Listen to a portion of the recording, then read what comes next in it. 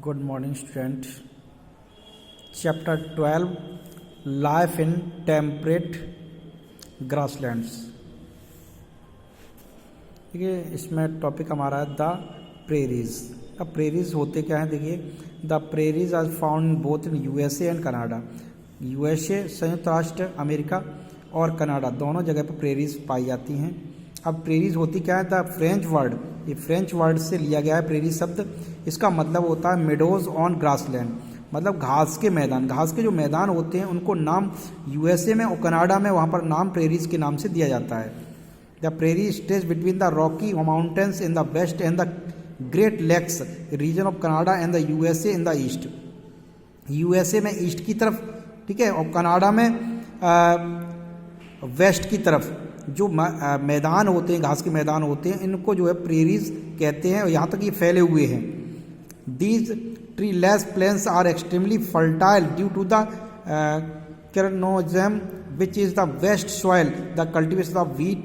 देखिए ये जो क्षेत्र होता है यहाँ पर जो है व्हीट, जो गेहूँ है, उगाया जाता है.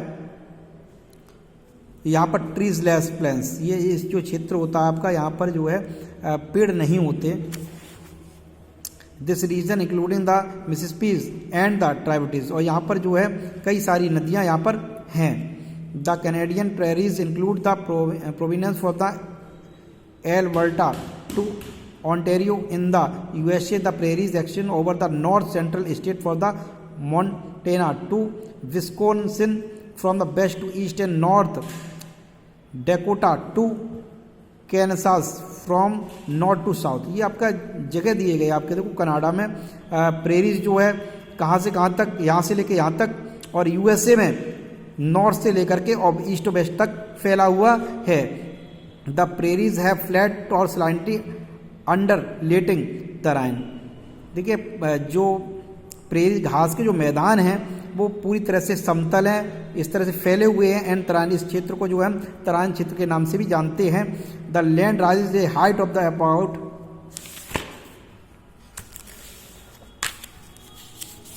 100 metre in the west along the slope of the Rockies. जो रॉकीज पहाड़ हैं आपके, वहाँ तक ये है आपका. इसकी प्रेरीज में घास के मैदान फैले हुए हैं. Mountain and slopes gently stretch toward the east. The area is drained by the Mon river. अब देखिए जो घास के मैदान है इसके चारों तरफ जो है बहुत सारी नदियाँ ट्राइब्यूटीज हैं, जो कई नदियाँ एक दूसरे से मिली हुई हैं इन घास के मैदानों की चारों तरफ. क्लाइमेटिक कंडीशन इसकी देखिए क्या है? Due to this its location in the interior of the continent, the region experiences a continent type the climate. The summer season is fairly warm and winter season is cold. देखिए यहाँ पर हम climate condition देते हैं, मतलब जलवायु यहाँ की देखते हैं, तो जलवायु के हिसाब से यहाँ पर समर जो सीजन होती है वहाँ पर उस समय बहुत ज़्यादा यहाँ पर गर्मी होती है, विंटर सीजन में बहुत ज़्यादा ठंड होती है. The northern part is open to the cold polar wind. और जो उत्तरी जो भाग है वहाँ पर पोलर विंड, मतलब पोलर विंड की वजह से वहाँ पर हमेशा ठंड सी रहती है. Thus the winter temperature falls belong the freezing point. The velocity of the wind is highly due to the absence of tree. The Chinook blows down the eastern slopes of the Rockies.